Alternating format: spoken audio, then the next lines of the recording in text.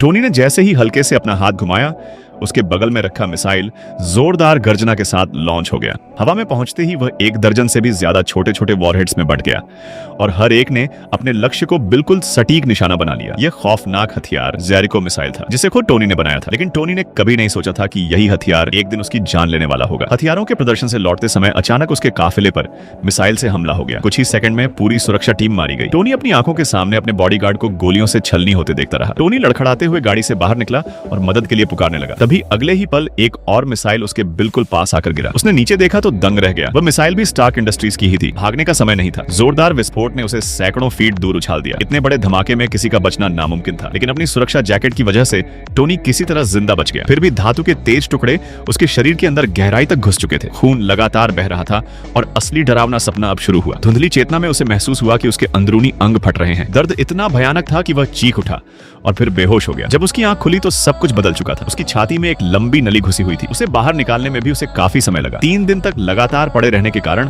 उसका पूरा शरीर पत्थर की तरह अकड़ चुका था। उसने पानी की बोतल तक पहुंचने की कोशिश की, लेकिन हाथ भी नहीं उठा पाया। उसे समझ नहीं आ रहा था कि सामने बैठा आदमी दोस्त है या दुश्मन। जैसे ही वह करवट बदला, उसे अपनी छाती में कुछ खिंचाव महसूस हुआ। नीचे देखा तो एक कार बैटरी तारों के जरिए उसकी छाती से जुड़ी हुई थी। घबराकर उसने पट्टियां फाड़ डाली। उसकी छाती के अंदर एक गोल धातु का उपकरण लगा हुआ था। उसने गुस्से में पूछा, ये क्या है? उस आदमी ने शांत स्वर में जवाब दिया, इसके बिना तुम कब के मर चुके होते। विस्फोट के दौरान धातु के टुकड़े टोनी के खून में फैल गए थे। उसकी छाती में लगा यह उपकरण एक इलेक्ट्रोमैग्नेट था, जो उन टुकड़ों को उसके दिल तक पहुंचने से रोक रहा था। लेकिन इसकी कीमत भी थी। अब उसकी जिंदगी एक बैटरी पर निर्भर थी। कुछ देर बाद आतंकवादी अंदर आए। वे उसे मारना नहीं चाहते थे। वे चाहते थे कि टोनी उनके लिए हथियार बनाए। वे उसे अपने हथियारों के गोदाम में ले गए। वहां जो टोनी ने देखा, उसे देखकर वह पूरी तरह हैरान रह गया। वहां मौजूद हर हथियार स्टार्क इंडस्ट्रीज का बना हुआ था। टोनी हमेशा सोचता था कि वह दुनिया में शांति बनाए रखने के लिए हथियार बनाता है, लेकिन अब वही हथियार निर्दोष लोगों को मारने के लिए इस्तेमाल हो रहे थे। उसी पल उसकी पूरी सोच बदल गई। लेकिन वह जानता था कि अगर उसे यह सब रोकना है तो पहले जिंदा बचना होगा। इसलिए ऊपर से उसने आतंकवादियों की बात मानने का नाटक किया, लेकिन अंदर ही अंदर वह अपनी भागने की योजना बना चुका था। पहला कदम था